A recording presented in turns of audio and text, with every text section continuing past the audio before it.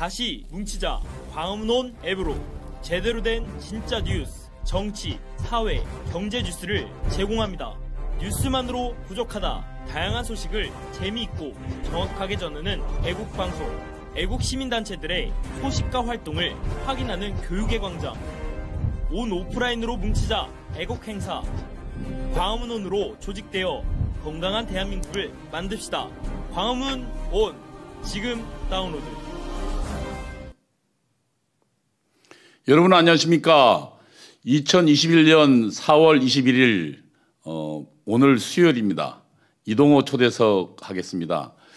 매주 수요일은 너아라 TV가 우리나라 최고의 안보 전문가인 유동열 안보전선 TV 대표를 모시고 북한의 대남 간첩 공작에 대해서 지속적으로 내용을 듣고 알고 배우고 있습니다. 오늘도 여전히 유동열 원장님 나오셨습니다. 안녕하세요. 예, 안녕하십니까. 예, 지금 저희가 간첩을 소통하자 7회째죠. 예, 7회. 예, 이렇게 이 코너를 통해서 많은 사람들이 정말 북한의 대남 간접의 실상들을 생생히 듣게 되어서 많이 알게 되었다는 댓글 반응들이 많더라고요. 특히 이선실 대남 간첩 공작 같은 경우는 정말 많은 충격들이었습니다. 자, 오늘은 또 어떤 얘기를 하시겠습니까? 오늘은 1980년대 이후에 최초로 검거된 부부 간첩 사건입니다. 부부 간첩이요? 예. 1997년 10월 27일 날 검거를 했는데 이 부부 간첩 얘기를 좀 해드리겠습니다. 부부 간첩이 실제 부부인가요? 아니면 실제 부부입니다. 이 둘은 북한에서 실제 부부가 내려왔군요. 예, 그래서 저 5살 난 그 당시에 5살 난 아들도 있었습니다.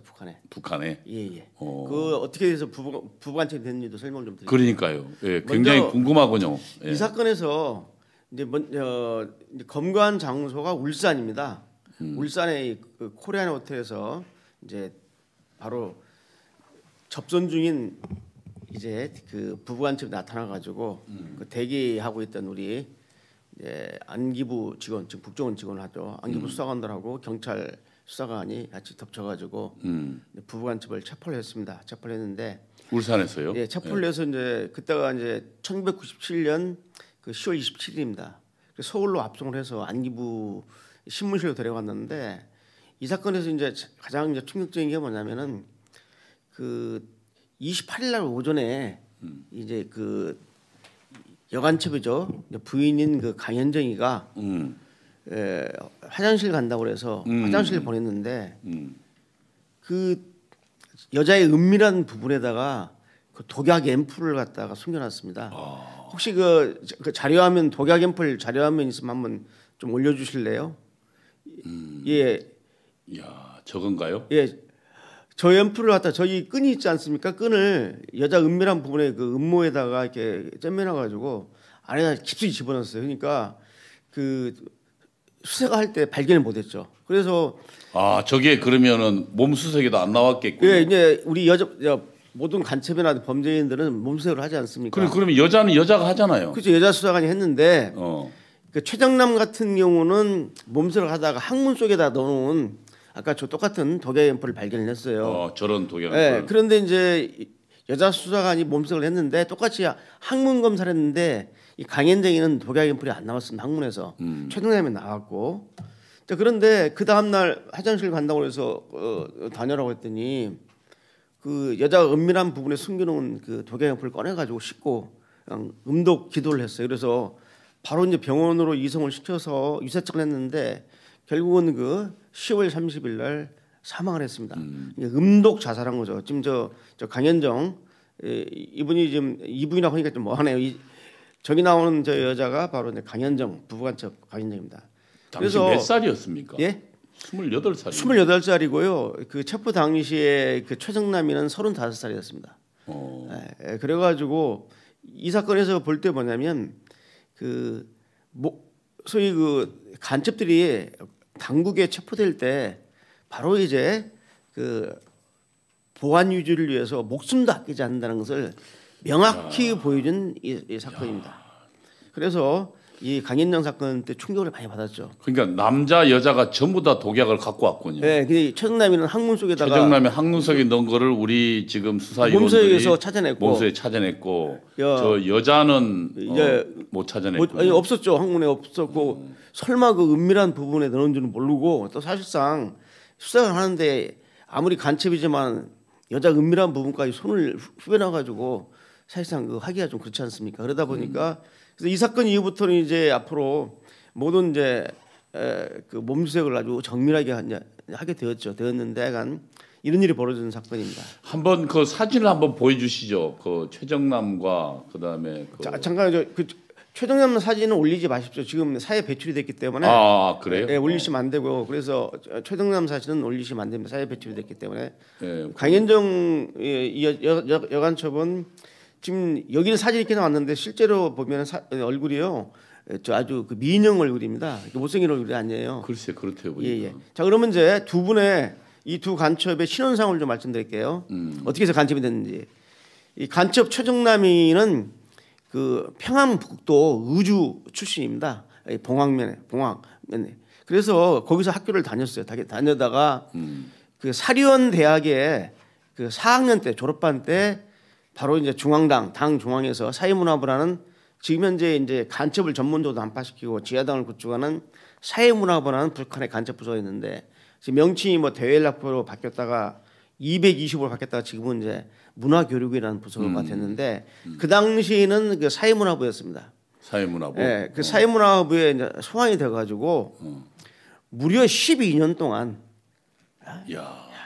12년 동안 이게 1984년이죠. 1984년에 소환이 돼서 무려 12년 동안 북한에서 간첩 교육을 받습니다. 이제 그러다가 그 간첩 교육 중에 이제 1990년에 이제 그 자기 부인이 되는 강현정하고 결혼을 하죠. 결혼을 90년에? 해서 90년에 결혼을 합니다. 결혼해서 이제 아들이 하나 있습니다. 20대 초반이네요. 그러면. 그렇죠. 예, 이게 이제 부인은 그렇죠. 그때 84년에서 90년대니까 제 69년생이에요 부인이. 69년생이니까 1990년이니까 나이가 어렸죠. 어렸네. 그래서 이제 그 애가 태어났는데 아들이 태어났는데 이름이 최남혁입니다. 왜 남혁이라고 졌냐면 남조선 혁명이라는 것의 약칭입니다. 남혁이. 그러니까 남혁. 이 아버지가 남조선 혁명을 위해서 종사하는 사람이니까 너도 그렇게 되라 해가지고 야 자기 아들 이름도 남혁 남조선 혁명이라는 그런 뜻을 지닌 이름으로 정했죠. 그래가지고 이제 90년에 결혼을 하고 그러니까 애초에 그럼 그 남조선 간첩용으로 선발돼서 그렇죠. 계속 그 훈련을 받은 거고. 그렇죠. 12년 동안 받았어요. 그러니까 결혼도 그 목적으로 했어요. 그 목적으로 했죠. 야 참. 그래서 이제 하고 이제 96년부터는 어떻게 되냐면은 중국에 가서 베이징, 써냥, 심양, 광저우까지 가가지고 현지화 교육을 합니다. 6개월 동안. 그러니까 이제 지금 그때는 이제 중국이 개혁 개방이 됐을 때니까 중국에 가서 중국하고 북한하고는 그러니까요. 상호 설린 관계를 맺고 있기 때문에 아니 그러니까 이제 그때 중국에 가서 이제 뭔가 그 현지화 교육. 시장 경제에 그렇죠, 되게 적응하는 훈련을 하는 거죠. 시장 경제는 아니지만 그래도 자유로우니까. 그러니까 중국도 뭐 시장 경제에 가깝잖아요. 자 그래가지고 이제 교육을 마치고 침투가 됩니다. 그다음에 이제 간첩 강현정 얘기를 해드릴게요. 강현정이는 그 평양 출신입니다. 사진 한번 더 올려봐 주시죠. 이거 말고 아까 제가 올려둔 거 있죠. 이렇게 이미 이 강현정이는 약간 좀 키워봐 주시죠. 강현정이는 그 1969년생이고 미인이네요. 평양에서 태어났습니다. 평양에서. 평양에서 아버지가 성분이 좋아요. 아버지가 누구냐면 아까 최정남이는 아버지가 당 비서였습니다. 니당 비서. 그러니까 뭐냐면 시군구 구역에다가 면리가 있는데 니당 세포 비서 바로 위입니다. 맨 밑에 그다음 말단 위고. 니당 비서를 했어요. 성분이 좋았으니까. 어쨌든 공산당의 핵심이죠. 그렇죠. 성분이 좋으니까 공작원으로 선발이 되죠. 근데 이 강현정이의 아버지는 당시 북한의 사회안전부 우리 같은 경찰청입니다. 경찰청이 상자였어요. 상자면은 우리 계급으로 말하면 대령하고 중령 사이에 상자가 있습니다. 굳이 말하면 우리 경찰격으로 하면 그냥 뭐 총경급으로 생각하시면 되겠네요. 그럼 고위관부네요. 고위관부죠.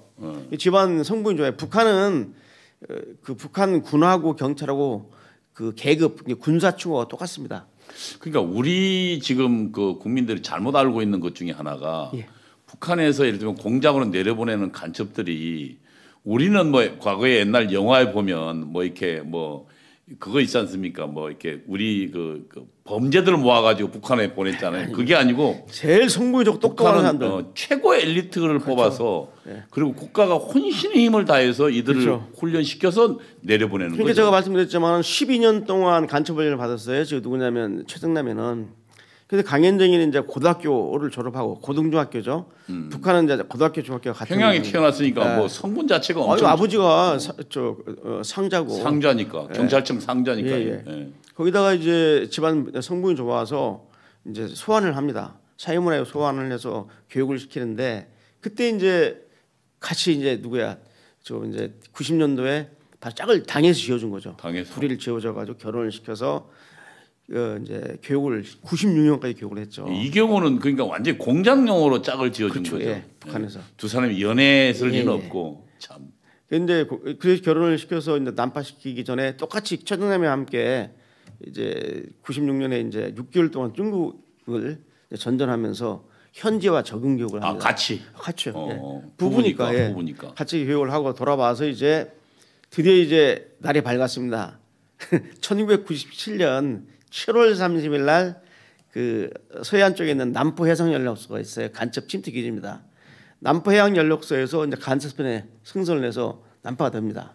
그래서 그 제가 보내준 그 지도 좀 올려주실래요? 그 침투 경로 지도가 있습니다. 사진. 그 제가 보내준 걸 올리셔야 돼요. 침투 경로. 예, 그거 말고 내가 보내준. 예, 여기 좀 보시기 바랍니다. 좀 올려주실래요? 이 사진이요. 예. 이 보면은 저쪽이 지금 출발하는 데가 그 남포입니다. 남포 해상 연락소를 갖다가 이제 남포에서 그렇죠. 예, 7월 30일 저기 해군 기지도 있고 그런 데죠. 네, 그렇죠. 예, 7월 잠산, 30일 7월 30일 날 그 저녁 7시에 이제 출발을 합니다. 그래 가지고 그 중국 산동반도 쪽으로 쫙 갔다가 이제 공해상에서 쭉 밑으로 내려옵니다. 그래서 그 밑에 보면 양자강 그 부분까지 가요. 그 양자강 부근에 가서 거기서 그 중국 어선으로 가장한 북한 공작선하고 접선을 해서 거기서 이 간첩선에다가 유류 기름하고 각종 보급품을 다시 재충전해 줍니다.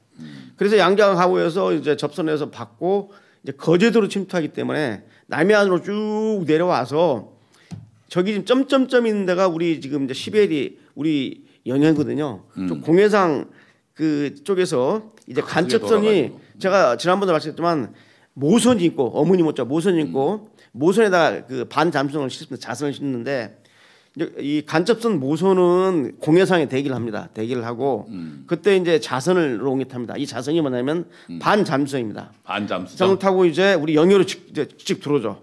들어와가지고 이제 어디로 들어왔냐면은 거제도 해금강에 그 갈고지 해안이라는 데가 있습니다. 해금강 아주 그러면 이 반잠수정이 바로 해금강 갈고지까지 가는 게 아니라 갈고지 해안 500m 전까지 가요. 가서 반잠수정이 그 바다에서 이제 나옵니다. 튀어 내려가지고 거기 안 내려가 있습니다. 관광지인데. 예, 강료죠. 예. 근데 그쪽은 갈고지 쪽은 관광지는 아닙니다. 그쪽은 아니고. 해금강은 저쪽이고. 예. 예. 그래서 이제 거기서 잠수를 입고 그 안내조가 두 명이 안내해서 안내를 받고 수영을 해서 500m를 수영해서 이 갈고지 해안으로 침투를 합니다. 침투를 해가지고 이제 그때가 그 8월 2일 날이었어요. 이게 7월 30일 날 출발해서 8월 2일 날 도착한 거죠. 밤 11시 30분에 도착했어요. 딱 도착이. 그게 원래 그 아주 으슥한 밤에 도착합니다. 심야에 새벽이나. 그래가지고 해안으로 침투해서 거기에 뭐 그러면 우리가 거기까지 뭐 우리 전체 해안을 다 그 감독하고 거의 불가능합니다. 그러니까 해안 너무 우리가 삼면이 바다기 때문에 그렇지. 북한이 침투하기 용이한 이 해상 침투는 더구나 반잠수정 가지고 들어오면 뭐 발견할 수가 없겠네요. 없어요. 그러니까 지금 뭐 녹후 기순도 나오고 그렇지 않습니까? 최근에 그러니까 이게 뭐냐면 넓은 이 바닷가를 넙디된 바닷가를 갖다 한 번에 들어갈 수가 없어요. 한 번에 들어올 수가 없습니다. 그래서 퍼펙트하게 해안 경기를 한다는 게 매우 어렵습니다. 육상 경우도 마찬가지예요. 육상도 마찬가지. 그래서 일단 많이 노력을 하고 있지만 저렇게 뚫고 들어오는 겁니다. 뚫고 들어와가지고. 근데 왜 거제도 쪽으로 왔을까요? 아니 침투 루트가 거제도도 있고 제주도로. 그러니까 김동식 제주도, 같은 경우는 제주도로 들어오고. 제주도 들어왔죠. 김영환이도 제주도 침투하고 그러는데 이제 그 침투 공작지를 다 물색을 합니다. 그 사전에. 작전부라는 부서, 지금은 이제 정찰총국의 정찰국이 됐지만 작전부라는 부서에서 육해상 정찰국 같은 데서 어디로 침투를 해야 되나 다. 그러니까 김동식 얘기를 들어보니까 침투 루트를 그러니까 그 거죠. 앞에 안내조들이 작전부 소속이라 그러더라고요. 그렇죠. 예, 작전부 소속이죠. 그 뽑아가지고 걔들도 어마어마한 훈련을 받는다. 그러면 걔들은 이제 아주 정예 간첩들이기 때문에 걔들은 저걸로만 들어옵니다. 그 저 침투 루트를 개척하는 그러니까. 전문적 요원들이에요. 그래서 안내조 이제 그때는 이제 작전부 소속의 안내조들이 이제 딱 이제 간첩을 안내하는 거죠. 예, 500m를 갖다 수용을 해서 이제 침투를 해서 들어와서 통영으로 와서 경주로 가고 해서 얘들은 이제 이 부부간첩은 처음에 와서 목적 그럼 수용을 거기에 하고 옷을 갈아입어야 되는데 그러면 그 잠수복 벗고 평상복 갈아입고 딱 그 회수해서 거기에? 갑니다. 예. 전혀 그 문제 안 돼요. 전혀 문제가 안 돼. 그럼요. 야. 잠수복을 그냥 해상에 방치해놨다가 발각되면 그거 안 되죠. 그러니까요. 침투 흔적이 남기 때문에 네. 다 회수하니까 문제가 안 됩니다. 아 잠수복은 그러면 그 안내조들이 회수해서 가네. 그렇죠. 안 되죠. 회수가야죠. 아 그래야지 그걸 갖다 어때 땅 그렇지 그거 찍고 발견되면 예, 예. 그래서 이제 침투를 했어요. 들어와가지고 20일 동안을 공작 목적이 있었는데 20일 동안을 공작 목적 수행을 않고 남한 현지 하격을 합니다. 그래서 통영부터 시작해서 경주 갔다, 울산 갔다, 부산 갔다, 뭐 저 광주 갔다 그래가지고 그러니까 20일 지형을 동안 계속 전찰하면서 그렇죠. 이제 네. 익숙이 익히는 거요. 그 20일 동안은 이제 공작 목적을 갖다가 이제 수행하지 않고 현지 하격을 했는데 심지어 어느 정도였냐면 얘들이 들어올 때 그 이제 공작 장비가 있는데 이 공작 장비 우선 관두고 그 신분증 그 유저 신분증을 가져왔어요. 우리 주민등록증을 갖다가 네 개를 가져왔습니다. 그래서 최정남이가 2개, 강현정이 2개 서로 다른 주민등록증 하고 있는데 실제로 국내에 거주하는 사람들이에요. 야, 근데 그 신분증에 나온 주소를 가지고 근데 그런 자료들은 어떻게 구하죠? 국내 실제로. 그러니까 북한의 대남 공작 능력이 뛰어난 거죠. 고첩들이 다 구해주는 거죠. 고정 간첩들이 구해주는 네. 거죠. 그래가지고 실제로 이제 그 부산에 사는 이제 그 신분증을 가져왔는데 직접 부산을 찾아갑니다. 자기 주민등록증에 있는 주소가 어떻게 있는 집이 어떻게 있는지를 파악하려고 딱. 그렇지. 그리고 혹시 불신검문 당하면 그렇죠. 신문한 그렇게까지 다 이제 했죠. 그래가지고 돌아다녔고 그 잠깐만 그 주민등록증 그 사진 좀 올려주실래요? 주민등록증. 아니 우리 간첩들이 가지고 내려온 여기 좀 크게 좀 확대해 주시기 바랍니다. 더 크게 확대해 주시면 저기 지금 보면 양쪽 2개, 오른쪽 2개, 왼쪽 2개 이제 강현정이하고 이쪽은 이제 최동현 건데 남한에 실제한 사람들 그대로 썼고 그것도 이제 정밀하게 유전했는데 사진만 바꾼 거죠. 근데 이번에 충격적인 게 발견됐어요. 그 당시에 저기 보면 경찰관 신분증이 있습니다.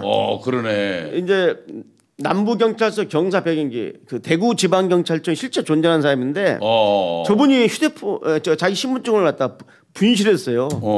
분실한 신분증이 97년도에 지금 간첩이 갖고 내려온 겁니다. 그러니까 북한으로 가서 건너가서. 자, 그럼 여기서 지금 볼 때 이 본인은 이제 그냥 분실한 걸로 생각을 하지만은 제가 볼 때는 그냥 분실한 게 아니라 여기 있는 고정 간첩이 일부러 경찰관 신분증을 갖다가 일부러 훔쳐으로 좀 봅니다. 그러니까 그거 이제 그거 할 수 있잖아요. 소매치기나 그렇죠, 그럼 째고 뭐 이렇게. 이제 자기가 분실한 것을 어느 세월이라고 그거를 땅에서 주워가지고 간첩이 그걸 주술 확률도 적고 그렇지. 그걸 북한에 어떻게 버리는 했는데 아주 제가 볼 때는 저 신분증 자체를 소위 이제 본인은 분실했지만 절취했다고 봅니다. 그래서 경찰관을 봐가지고 지금 저 얼굴을 가지고 그다가 이제 사진만 딱 이제 최동남 사진으로 이제 바꾼 거죠. 그래서 북한이 이렇게 대남 공격할 때 불신검문 등등에 대비해서 국내에 있는 실존하는 인물의 그 신원 정보를 가지고 내려온다는 사실. 저들이 주민등록증 위조하면 우리가 못 밝힙니까? 워낙 정교해서. 그래 정교하죠. 아니 걔들은 그 가장 정교하다는 미국의 달러까지도 유저하는데 100달러짜리 슈퍼노트라고 달러까지 유저하는 마당인데 육안으로는 구분이 안 됩니다. 슈퍼노트는. 그래서 그걸 슈퍼노트라고 하는데 미국산 달러 100달러짜리 달러 유저하는 것은 육안으로 구분이 안 되고 이 검색기도 초창기에 나오는 검색기에는 검색이 안 돼요. 좀 정교합니다. 요새 나오는 것은 이제 유저지폐 감식기에는 걸리지만 전에는 그랬어요. 자, 그럼 이제 일단 그래가지고 들어왔다는 사실을 말씀드리고요. 거기 간첩 장비를 한번 보세요. 참 어마어마합니다. 그 간첩 장비 좀 한번 올려주실래요? 제가 그 사진 올려놓은 거 보면은 간첩 장교. 예. 그 말고 또 예, 이거 보시기 바랍니다. 이거 보면요. 직접 북에서 올 때 권총을 2총 내려왔는데 이 권총이 종래에는 북한 간첩들이 난파할 때 이 벨기에제 권총을 브로닝 권총을 갖고 내려왔는데 이때는 최초로 적발됐죠. 체코제 권총을 갖고 체코제. 1년 번호는 다 지워버렸습니다. 권총에 1년 번호가 있는데 1년 번호가 있으면은 이 권총을 누가 사갔는지가 출처가 추적이 되니까 그걸 다 지워버렸죠. 그다음 저기 동그란 통 있는 게 지금 소음기입니다. 소음기. 예, 발사해도 소리가 안 들리게. 소리 안 들리게. 예. 예. 그래서 권총 2정, 그다음에 실탄이 120발 갖고 내려갔고요. 실탄이? 예, 저희 실탄 120발. 그다음에 그 독총을 4개, 독침을 4개, 무전기가 2개인데 하나는 강현정이 거고 하나는 누구 거냐면 이제 최승남 겁니다. 그다음 주민등록증 등록하고 돈이 한 3천만 원 정도를 갖고 내려왔어요. 이게 그 당시 3천만 원이면은 지금 화폐 가치로요 한 1억이 넘는 돈입니다. 그렇죠. 1억이 훨씬 넘는 돈이죠. 그런 돈을 공작금으로 가져왔어요. 3개월 동안 있었거든요, 애들이. 자, 그래서 이제 왔는데 그러면 이제 이 정도 해두고 그러면 이제 난파될 때 그 목적이 뭐냐? 그렇지. 간첩들이 수행한 목적을 좀 말씀드릴게요. 크게 기본 임무가 3가지고 부가 업무가 3가지 됐는데 기본 임무는 첫째가 뭐냐면 36년 동안 지금 암약하고 있는 고정 간첩을 접선해서 검열을 하고 이제 임무를 부과하는 거죠. 그 두 번째 임무는 놀라지 마십시오. 39년 동안 암약한 고정 간첩을 접선해서 또 그간의 성과를 갖다 검열을 하고 임무를 과제를 부여하는 거. 그 다음에 세 번째 임무는 뭐냐면 그 386 운동권이죠. 그 여러분 그 당시에 90년대 당시에 민주주의 민족통일전국연합회라는 재야단체가 있었어요. 국내에서 가장 큰 재야단체. 아마 이동호 사회자도 알 겁니다. 전국연합. 알죠. 그 민주주의 민족통일전국연합의 울산 쪽 조직. 울산연합의 간부인 정모 씨를 포섭해라. 포섭해서 대동 월북을 제안하라고 그랬어요. 그 다음에 또 하나는 전주에 사는 전주시의 시의원인 이 운동권 출신입니다. 박모 시의원을 포섭하라. 그래가지고 내 이름을 아는데 이름을 대지 않습니다. 그 임무였어요. 그 다음에 이제 부가 임무는 뭐였냐면은 재밌습니다. 이 경북대에 계시는 그 당시 경북대에 있던 김승원 교수라고 옥수수 박사라는 분이 있어요. 옥수수 품종을 막 개발한 세계적으로 유명한 박사입니다. 그분이 개발한 게 수원 19, 20호, 21호라는 옥수수 아주 성리라기보다도 아주 좀 옥수수의 성분이라든지 모든 게 탁월한 그다음에 새로운 품종 또 많이 또 뭐 이렇게 열매가 맺히는 그 종자를 집사라고 그랬어요. 그러니까 식량난 극복하려고 그 종자를 그래서 구체적으로 수원 19호하고 20호하고 21호나 품종의 종자를 집사라고 명령을 받기 때문에 그때 1997년에 4월달에 국내에 들어온 황장엽 씨, 이 황장엽 선생의 소재지를 파악하라. 야. 벌써부터 이제 황장엽 선생을 어떻게 처단하기 위해서 파악을 하고 그랬고, 그다음에 이제 국내 그 시점쯤에 우리 유동열 원장하고 저하고는 황장엽 선생이랑 세미나하고 있었잖아요. 우리 황장엽 선생하고는 했죠. 그때가 아니라 2000년대죠. 2000년대. 예, 그때는 안 됐고 2000년부터 했죠. 그럼 얘들이 이제 그 황장엽 선생 거쳐 파악해놨다가 나중에 거쳐 파악을 못했어요. 못했네. 예. 그래가지고 이제 그 임무가 이 부부간첩한테 주어진 임무입니다. 야, 그러니까 이 부부간첩은 오랫동안 국가가 공들여 키운 만큼 임무도 많네요. 12년 동안 키웠잖아요. 12년 키웠으니까. 12년 6개월 동안 12년은 국내에서 6개월은 해외에서 현장 교육시켜서 침투시켜놨는데 그러니까 기술뿐만 아니라 사상적으로도 그러니까 굉장히 똘똘 뭉쳐져 있는. 똘똘 뭉쳐있는데다가 북한에는 또 자기 형제 어머니 아버지 형제 가족뿐만 아니라 자기 아들도 있지 않습니까? 그렇다고 죽을 수는 없잖아. 그렇죠. 죽었잖아요. 잡히니까 바로 그냥. 그러니까 내가 볼 때는 이들은 투철한 거죠. 투철한 거지 간첩 중에. 그게 이제 많은 사람들이 북한에서 그렇게 남조선이 저렇게 뭐 거지가 득실거리고 미제가 뭐 깡통이나 조차하고 군다고 하는데 막상 내려오면 이 남한의 자본주의 풍요로움을 보고 마음이 흔들리지 않겠냐 하는데. 그렇지. 그렇지 않습니까? 왜냐하면은 북한에서 간첩들은 일반 북한 주민들은 그렇게 알고 있지만은 간첩들은 현지화 교육. 그 북한 표현은 적구화 교육이면 적 지역에 이렇게 화학 교육을 해서 적구화 교육을 한다고 하는데 우리가 이제 현지화라고 바꾼 건데요. 이 적구화 교육을 하기 위해서 남한의 다방, 여관, 세트장이 있습니다. 명동이 예, 셋째 저도 있어가지고 김동식한테 얘기 들었어요. 셋째에서 그걸 다 다니기 때문에 아예 또 그래서 자연스럽게 적응하기 그렇죠. 위해서 적응을 시켜. 그다음에 뭐냐면 우리 남한 신문도 다 보고 말이죠. TV도 시청합니다. 걔들은 일반 아무리 단간부라도 남한 TV 북한에서 볼 때 우리 한국 TV를 못 틀는데 그건 볼 수 있게 합니다. 이게 이런 교육을 거기서 하기 때문에 문화적 충격이 이제 좀 적지만 그래도 실제로 눈으로 보면 남한 자본주의 죄송합니다. 이 풍요로움을 보면 마음이 약간 흔들리지 않을 수 없죠. 그렇죠. 그러나 투철한 흔들리겠죠. 사명감 부인인 그 강현정 간첩이 이제 수사할 때 이제 신문관이 신문을 하는데 일체 본인은 묵별 행사했어요. 묵별 행사하면서 나는 조국 통일 사업에 헌신한 사람이다. 내가 김일성 수령님을 배신할 수 없다. 난 말한 척해. 묵별 행사하다가 이제 그 다음 날 음독 자살한 거죠. 음독 자살. 이 정도의 투철한 그런 의식을 가지고 있다 이렇게 보시면 되고요. 자 그러면 이제 하나씩 살펴보겠습니다. 구체적인 간첩 활동. 자 여러분 놀라지 마십시오. 놀라지 마십시오. 여러분 36년 동안 암약한 고정간첩을 접선했는데 그 고정간첩이 누구냐? 서울대 사회학과 고용복 교수입니다. 이야. 여러분 대한민국 최고의 국립대학의 사회학과의 고용복 교수. 그 당시는 고용복 교수가 이제 퇴직을 하고 명예교수를 하고 있었어요.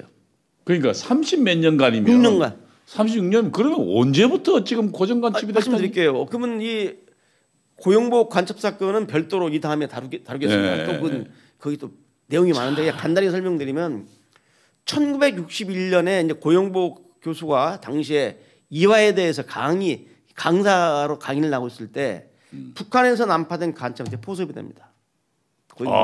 이화여대 강사 시절에 네, 1961년도에. 그러니까 97년에 적발됐으니까. 그럼 북한에 저 사진이 있군요. 네, 고용복 교수 사진 좀 올려주시죠. 사진 좀 한번 올려봅시다. 야, 우리 그 사회학계에서 고용복 하면 책도 많이 내고 말이에요. 유명한 교수인데 아무도 몰랐죠. 우리 이 30년 동안 간첩인지를 몰랐죠. 간첩질 하고 있었는데 지금 고용복 교수 제자들이 지금 전국 사회학과에 쫙 깔려 있습니다. 그럼 어떻게 되겠습니까? 그 사회 가면서 계속 대한민국 비난하는. 그렇죠. 사회학을 강의하면서 어떤 강의를 했을까? 간첩인데. 예.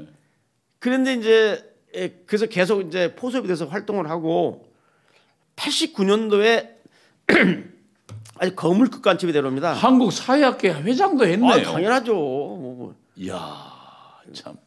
이건 뭐 어떻게 말할 수가 없는 거죠. 근데 고용복 교수가 이제 1989년에 북한에서 거물급 북한 그 사회문화부에서 과장급 위치에 있는 거물급이 내려옵니다. 윤택님이라는 간첩이 내려왔어요. 이제 윤택님이라는 게 본명입니다.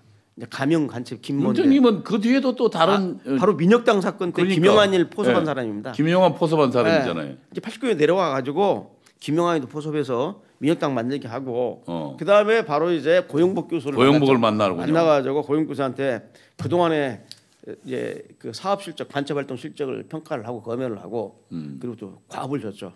그래서 이제 윤택님의 이미 고용복이를 다 찾아놨기 때문에 이제 그 저거 하나 보여주실래요? 그 열쇠 반으로 쪼개진 거. 이 열쇠 반으로 쪼개진 게 있습니다. 열쇠. 그러니까 이미 그 전에 61년도에 그러니까 민혁당 사건에 했던 윤택님이 사전에 검열하고 한번 하고 가고. 잠깐만요. 그 메달 있잖아요. 메달을 반으로 쪼개놓은 게 있어요. 메달 제가 보내준 사진 중에 메달을 반으로 쪼개놓은 게 있는데 그 메달을 그 동그란 메달을 놓고 이걸 이렇게 대각선으로 이렇게 딱 잘라서 놓고 하나를 바로 고용복이 주고 또 하나는 39년 준 겁니다. 그리고 난파되는 간첩한테 저거 나오네요. 저기 보이시죠? 저걸 맞추는 거죠. 네, 저걸 맞추면 됩니다. 하나는 최동남이 있고 하나는 이제 심정욱이라고 39년 동안 암약한 간첩한테 준 겁니다. 그래가지고 이제 앞으로 내려오면은 그 신분 확인용이다. 저 반쪽이 딱 맞으면 바로 우리 북에서 당에서 내려보낸 일꾼인 줄 알고 있어라고 한 거죠. 저런 식까지 접선을 하는 거예요. 왜냐하면 또 접선할 때 또 우리 측 요원들이 접선할 수 있기 때문에 그렇지. 안전장치를 해놓는 거죠. 그래서 이제 고용복 교수가 이제 와서 뭔 일을 했느냐. 그동안에 간첩 활동한 것은 제가 나중에 이 다음 시간에 고용보험만 다루고. 그것도 뭐 지난번 깐수 사건보다 예. 훨씬 충격이네요. 북한의 대남 간첩 공작을 보면요. 놀라지 않을 수가 없어요. 그러니까 36년간이나 야. 척결되지 않고. 그래서 이제 고용복 교수가한테 이제 이 부부 간첩이 내려서 무려 이제 고용복 교수를 4차례 만났습니다. 4차례. 4차례. 예, 3개월 때 만나가지고 가업 중기가 뭐냐면 서울대 사회학과에 고용복 교수의 제자 교수인 김모 씨가 있었어요. 김동그라미 균인데 제가 이 얘기를 않겠습니다.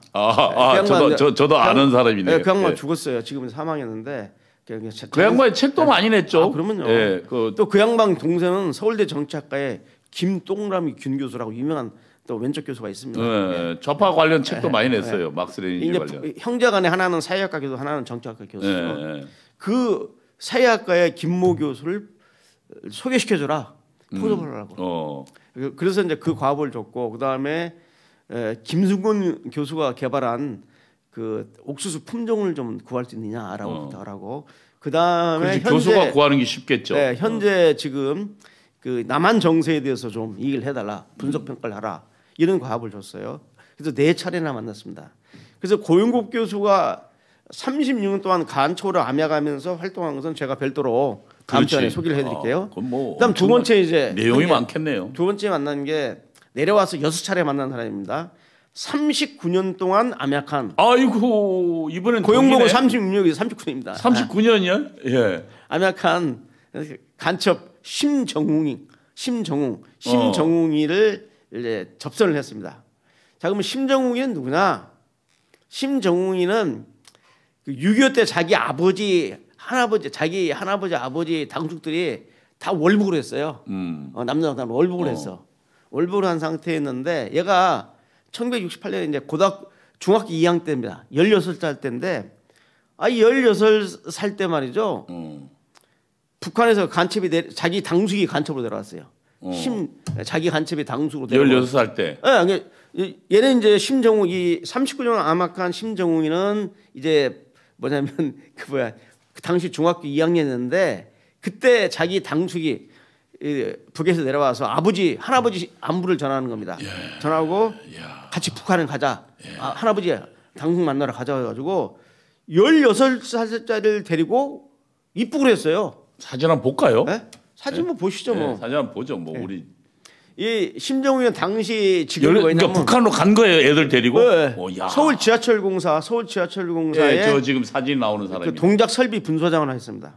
야. 근데 그 심정웅이가 이제 16살 때 자기 당숙을 따라서 난파된 당숙을 따라서 북한에 가서 교육을 받습니다.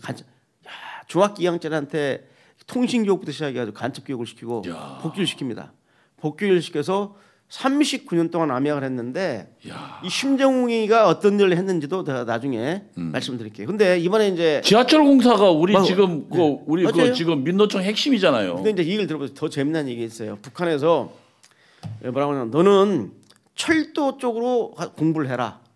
그래서 이 유사시에 결정적 시기에 철도를 마비시키기 하기 때문에 철도를 하라 그래서 얘가 근데 국내로 들어와서 고등학교를 철도고등학교를 갔어요. 철도고등학교를 들어가가지고 철도고등학교 그때는 이제 교통고등학교였죠. 그렇죠. 철도고등학교를 졸업해가지고 이제 철도청 머리도 좋았네. 그렇죠. 철도고등학교가. 그 거기 철도청 공무원이 된 거죠. 그래가지고 철도청에 있다가 서울 지하철공사로 이제 분사가 되니까 철도청이라는 이 수도를 책임지는 지하철공사에서 수도권을 마비시켜야 되니까 서울 지하철공사를 택해서 체포 당시 경보될 당시에 서울 지하철공사 동작 설비 분소장을 맡았습니다. 그 중간급 간부죠. 중간급 간부.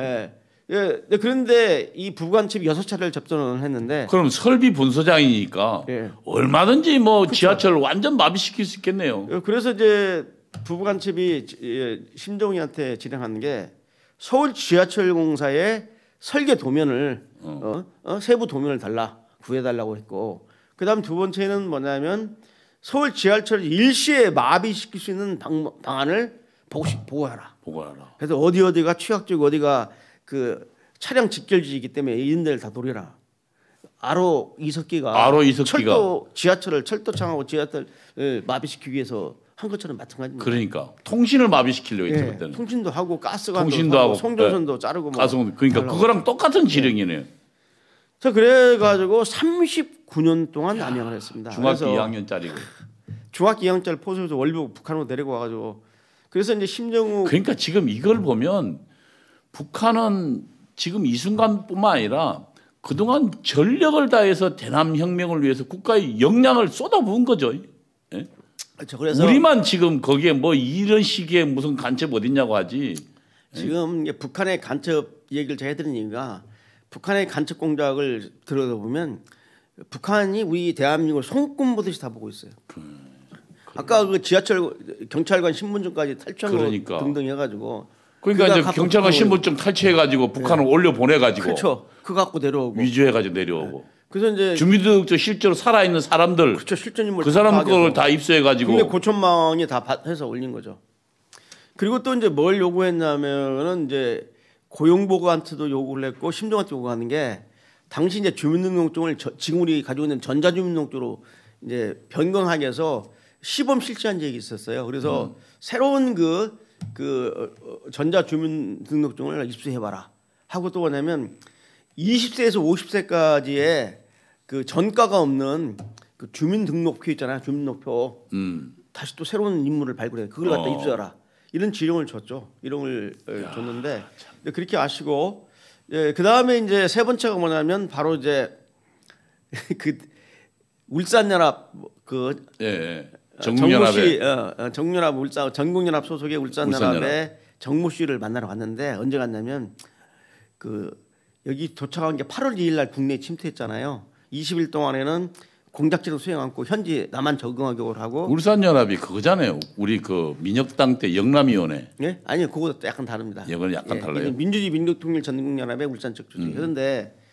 그 정모 씨가 유명한 꽤 나름대로 유명하고 학생운동권 시절에 국법부 경력도 있고 또 글을 여기저기 많이 썼는데 그 글을 다 보고 내놓은 겁니다. 정모 씨 학교를 어디 나왔나요? 네? 학교. 제 기억으로 영남대인가 아마 나왔을 겁니다. 영남대. 네, 거기 지금 기억이 그렇게 되는데 그래서 울산대는 아니고. 울산대 했던 거 영남대 하니까 뭐 제가 한번 지금 갑자기 생각이 안 나네요. 네. 그래서 이제 이 정모 씨의 이 북한 주체 사상을 찬양하는 이 내용들을 또 수령 김일성에 대한 그런 것들을 확인하고 포섭으로 내려온 겁니다. 내려왔는데 언제 만났냐면 이제 이 정모 씨 포섭 때문에 체포된 겁니다. 사실상 부관집에 10월 20일 날 울산에 가서 울산연합에 전화를 해서 잠깐 좀 만나자고 그래가지고 자기가 어떻게 했냐면 서울에서 김영한 씨 소개를 받고 왔다. 그 주사파 대부 김영한이 소개를 받고 왔다고 하면서 불러냅니다. 그래서 그 대구의 그 울산의 학성공원 옆에 학다방이라는 곳이 있었어요. 학다방. 학성공원 옆에. 네, 학다방에서 만납니다.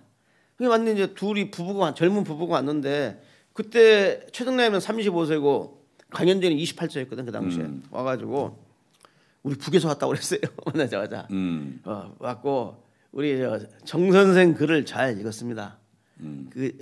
이 정모 씨가 쓴 글이 있어 유명한 글이 있는데 아주 민중 중심의 사상으로 뭉쳐야 된다고 하면서 주체사상 찬양하고 한 게 있어요.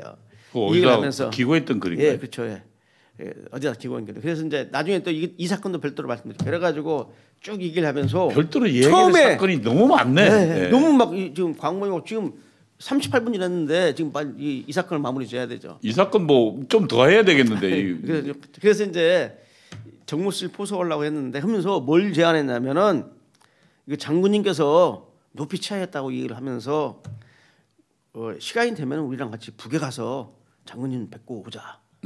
그래서 월북할 것을 제안합니다. 그러니까 이 정모 씨가 깜짝 놀랐죠. 이 진짜 북의 손놈들인지 아닌지 하는데 그러니까 막 재촉을 하니까 3일 말밀 달라고 그랬어요. 넘어가자 그러니까 북한에. 뭘 3일 만류죠. 바로 신고해야 되는데 3일 말밀 주라고 하고 헤어졌어요. 헤어졌는데 제 생각에 이 정모 씨는 이제 바로 서울 중앙에 있는 자기 동지들하고 연락을 했을 겁니다. 이 누가 와서 내 얘기를 하면서 한다 말이야. 어떻게 해야 되느냐. 그러니까 이 얘기를 하다가 바로 2년 전에 95년대 간첩 김동식이가 그 우리 국내 주사파 운동권을 만났는데 그래, 신고를 안 해가지고 예. 다들 수갑차고 불구질적으로 그렇지, 그렇지. 들어갔으니 10명인가. 안 되겠다. 신고를 하는 게 좋을 것 같다. 아, 그래? 그래가지고 이제 경찰에 신고를 했어요. 신고를 했어요. 뭐 북에서 왔다는 사람이 나를 만나자고 북으로 가자고 한다. 근데 라고 아마 신고를 사상이 해가지고 좀 아직 좀 그 좀 덜 그렇죠. 예. 확고한 친구구만. 그래가지고 이제 우리 경찰하고 안기부가 비상이 걸렸죠.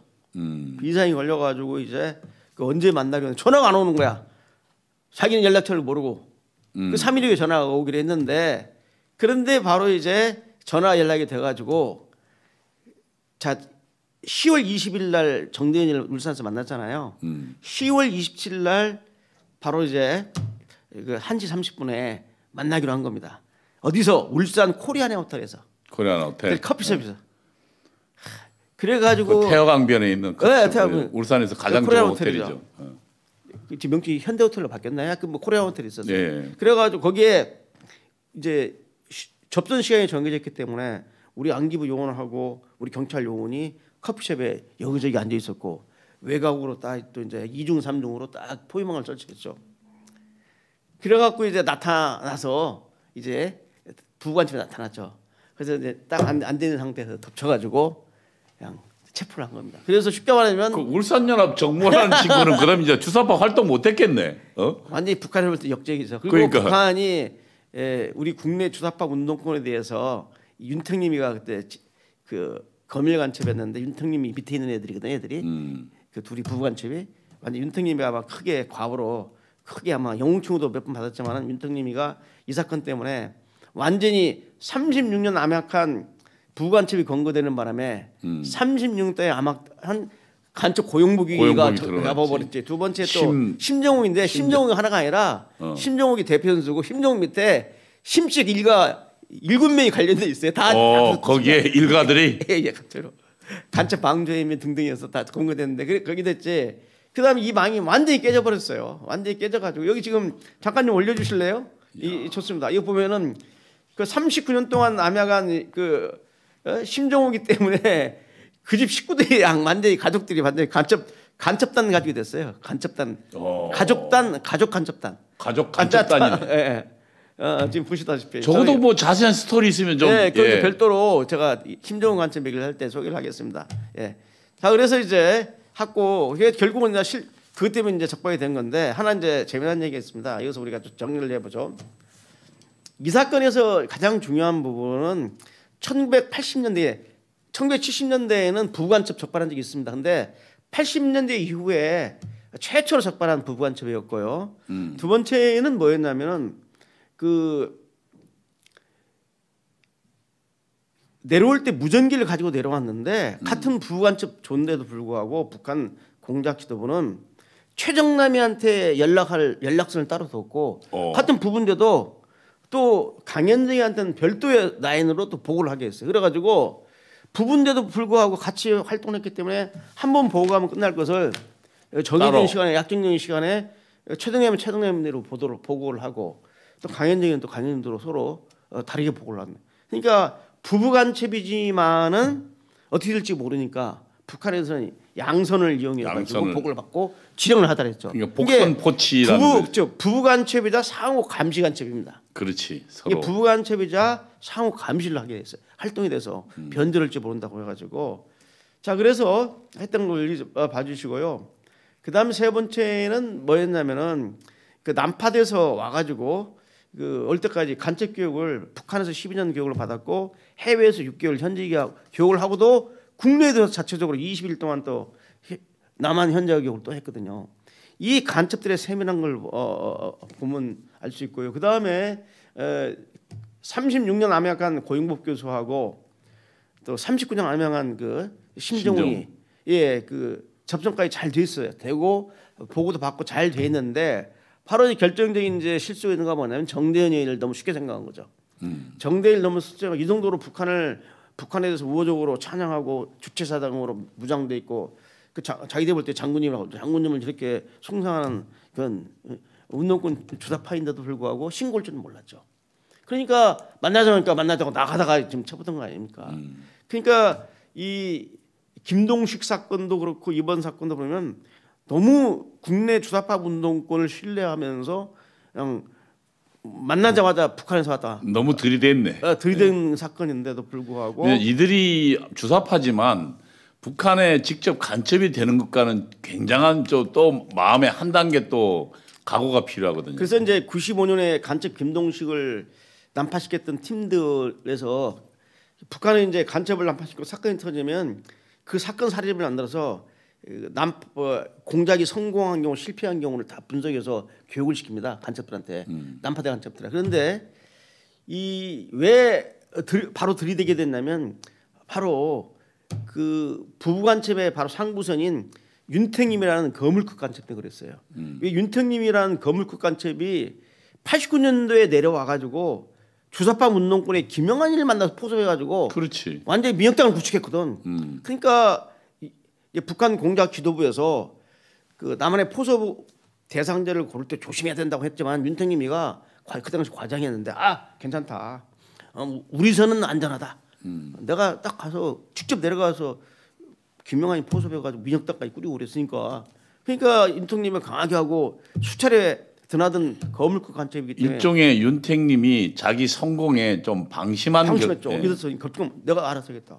그래가지고 지금 들이대다가 이번에 97년 적발된 거죠. 이걸 봐주시고요. 그다음에 공작금을 한번 보시기 바랍니다. 그 공작금이 3천여만 명이면 그 당시도 북한이 극심한 식량난 또 고난 행군도 겪을 때인데요. 북한에서 그랬다는 겁니다. 뭐라고 하냐면 지금 우리 인민들이 상당히 어렵지만은 경제가 어렵지만은 대남 공작 사업에는 남조선 혁명 사업에는 돈을 아끼지 않는다. 팍팍 써라. 700만 원 썼어요. 3천만 원 가지고 내려와 700만 원 정도 썼어요. 700만 원 정도. 근데 화폐 가치로 하면 1억이 넘죠. 1억이 훨씬 넘는 돈입니다. 그렇게 이제 그 대남 간첩 공작에는 돈을 아끼지 않는다는 것을 이 사건에서 보여주는 거죠. 그다음에 그 장비입니다. 이번 그 부부 간첩 때 검간 간첩 장비를 좀 다 좀 올려주실래요? 그 드보크를 6개나 설치했는데 지금 그 간첩 장비 있죠? 체포할 때 권총, 난수표 등등 간첩 장비 그거 말고 또 하나 있습니다. 그거요. 그 전 거. 이걸 좀 올려주세요. 크게. 이 좀 키워봐 주시죠. 네, 이게 지금 간첩 장비인데요. 이 보시면 알겠지만은 권총도 이제 첫 끝으로 바뀌었고 난수표 같은 경우는요. 이 난수표는 북한 방송 지령 수수에서 이제 음모를 해독하는 건데 강현정 같은 경우는 어떻게 했냐면 자기 생리대 있죠, 생리대. 생리대에다가 저 난수표를 딸딸 말아가지고 생리대 속에다 넣어놨어요. 그렇죠. 생리대 누가 생리대까지 보겠습니다. 생리대 속에서 난수표가 나온 거죠. 그 다음에 무전기도 첨단 그 A7 A7 메모리식 무전기가 나왔죠. A7 메모리식 무전기라는 첨단. 저게 1990년에 최초로 조선노동당 중부지역당 때 아주 송신력 수신력이 좋은 AC 저건데 저게 그때를 가지고 내려왔어요. 통장은 뭐예요? 한국에 와서 자기들이 만든 건가? 어떤 거요? 가짜 신분증 가지고 통장 저거는. 아니죠. 이미 다 만들어 놓은 거죠. 북한에서? 네, 만들어 가지고 가져온 거죠. 어디? 통장. 국내 통장은 국내에서 계산한 거예요. 국내에서 자기들이 가짜 신분증이 있으니까. 계산한 거고. 야. 저 신분증은 북한에서 갖고 올 때부터 그러니까. 갖고 내려온 가짜 거고요. 신분증 가지고 통장도 만들고. 네, 그다음에 독총이 이렇게 많이 나왔는데 좀 만화의 사태에 대비해서 독총이 이렇게 만년필식으로 되어 있는데요. 눌렀다 이렇게 돌리면은 탁 치는데 이러한 것들이 그냥 뚫릴 정도예요. 독침. 그럼 상대방 죽일 때도 사용하겠네요. 예, 그렇죠. 독총이고 독침은 훅 불어가지고 그냥 탁 찍히게 하는 게 독침이고 독총은 만년필도 딱 꽂고 다니다가 빡 빼서 360도 딱 125도 돌리고 누르면 그냥 팍 발전. 그러니까 요인 암살용으로. 그렇죠. 예. 독침 많이 나왔잖아요. 그래서 저런 식의 첨단 그 장비를 가지고 내려왔다는 것을 말씀드립니다. 그래서 이번 사건을 제가 마무리하면서 놀라지 마십시오. 이제 부인인 강현정 여간첩은 이제 음독 자살을 했고 이 최장남은 이제 그 뒤에 이제 본인이 회개를 하고 전향을 해서 차에 배출됐기 때문에 제가 그 최장남 사진은 올리지 말라고 하는 이거 거기에 있습니다. 거기에 있으니 양해를 해주십시오. 이제 대한민국 품에서 대한민국의 자유민주주의를 위해서 지금 봉사를 하고 있는 위치에 있기 때문에 여러분들 저거 하시면 안 되고요. 그 다음에 이제 뭐냐면 당시 최동남이가 진술하기를 자기들 말고도 그 당시에 10개 부부간첩 조가 편성돼서 현지화 교육을 시켰다. 이게 자기들 말고도 10개 그 당시에. 자 그러면 그렇게 오랜 기간 동안 부부간첩을 양성해서 북한이 가만히 내버려 두겠습니까? 그렇지. 거기서 뭐 놀고 벌써 먹으라 하지 않을까? 침투해서 암학 중인데 우리가 검거를 못했을 뿐이죠. 모르는 거지. 그래서 와서 성공적으로 공장 맞추고 복귀할 수 있고 장기 매복 공작을 해서 지금까지도 암약할 수도 있고. 그러니까 지금 북한의 이 부부간첩 이 공작조가 10여 개 자기가 있을 때 10여 개 조가 있었다. 그래서 현자 적응 교육을 11개 조. 예. 자기가 아는 것만 11개 조겠죠 또. 그러니까 이 북한의 이 간첩이 얼마나 이 그냥 단독으로 내려왔을 때하고 부부 행사를 하면서 내려왔다고 그래요. 제가 생각할 때 이런 생각이 들었어요. 부부 간첩이 있다가 어린아이 한 명 딱 데리고 왔으면 금상첨화인데 이게 좀 많이 곤란했겠죠. 어린이를 딱 데려오면 데려오기는 어렵고. 이게 안 그럼 여기서 뭐 애 낳아 가지고 활동하는 경우도 있겠죠. 예, 그럴 수도 있고. 하여간 그래서 그 심정웅이를 보니까 자기 할아버지 아버지가 6.25 때 월러블 했는데 그 피는 물보다 진하다고 내려오니까 다 집안 전체가 가족 전체가 간첩당이 되는 거죠. 가족 간첩당이 되는 식으로 되겠습니다. 그래서 이 다음 시간에는 간첩 36년 동안 암약한 서울대 교수 출신의 명예교수였죠. 고용복 교수 이 얘기하고 이를 먼저 해드리고. 우리나라 좌파들도 보니까 유동열 원장님 보니까 좌파 출신 중에 유독 그 월북한 사람들이나 그런 사람들이 많아요. 네, 많아요. 예. 예. 그런 집안. 제가 이 너라 TV에 지금 방송하고 있는 것은 그 유동열의 안보전선. 유동열의 안보전선이라는 제가 지금 운영하고 있는 예, 저 유튜브 밑에 보이네요. 방송에도 예, 예. 이 간첩의 그 채널에 다 들어가 있습니다. 이게 들어가 있으니까 좀 더 상세하게 알고 싶으면은 유동열의 안보전선을 좀. 여러분 그 너라 TV 애청자 덕분에 그 4월 6일 날인가요? 그때 구독자가 10,000명도 돌파했고. 아이고 축하드립니다. 그 이후에도 한 500여 명 더 늘어났습니다. 그래서 앞으로도 많은 성원 좀 해주시고 제가 하나 지금 이 너라 TV의 그 영향력을 유력을 아는 건 뭐냐면 여기 와서 똑같은 내용을 얘기하면 2만 명, 3만 명이 시청을 하는데 유동열의 안보전선을 보면 뭐 600개, 700개, 1000회 넘기도 힘들어요. 그래서 여러분 좀 유동열 안보전선을 좀 많이 좀 봐주시기 바랍니다. 예, 여러분 오늘 윤석열 원장의 부부간첩담 사건 어쩌셨습니까? 북한은 우선 선발 과정부터 그래서 사실은 국가가 온 전력을 기울여서 12년간 교육시키고 그들을 부부간첩으로 만들어서 훈련시켜서 내려보냈습니다. 그리고 이 부부간첩의 예를 들면 증언에 따르면 자기와 같은 간첩들이 10개 조가 더 넘게 있었다 그러는데요. 지금 우리는 지금 1개 조밖에 모르는 상황입니다. 그리고 31년 우리나라 최고의 서울대에서 사회학과를 했던 교수했던 사람, 그다음에 36년간 서울 지하철에서 간첩을 했던 지하철이 아니라 서울에서. 이런 게 지금 북한의 대남 간첩 공작의 실상입니다. 우리 정광훈 목사님이 북한의 간첩에 의해서 장악된 대한민국이라는 말을 해도 그게 그다지 과장이 아니다라고 이야기할 수 있을 것입니다. 그리고 실제로 그 간첩들의 직접 공작이 아니더라도 주사파들이 지금 대한민국 핵심을 장악하고 있고 그리고 간첩의 밑에서 활동하고 있고 이것이 지금 대한민국입니다. 그래서 우리는 한국의 지금 정치 전망을 알려면 단순히 여와 여의 관계가 아니라 우선 북한이 어떻게 대한민국을 침투 공작을 그리고 전복 전략하고 있는지 명확하게 아는 조건에서 대한민국 정세를 알아야 된다. 이렇게 이야기할 수 있겠습니다. 여러분 이 시간을 통해서 우리 유동열 원장님의 강의 꼭 좀 시청해 주시고 그리고 또 유동열 원장이 직접 하고 계시는 유동열 안보전선에 가셔서도 여러분 직접 더 많은 자료들이 있으니까 그거를 직접 들으시고 또 퍼다 나르는 것도 아무 문제가 없죠. 예. 그래서 많이 나눠주십시오. 이 유동열 원장이 지금 이 그 유동열 안보전선 TV를 하는 이유가 우리 국민들을 교육시키기 위해서입니다. 여러분 이 뜻을 여러분 그 유동열 원장 정말 어려운 조건에서 하고 있는 거거든요.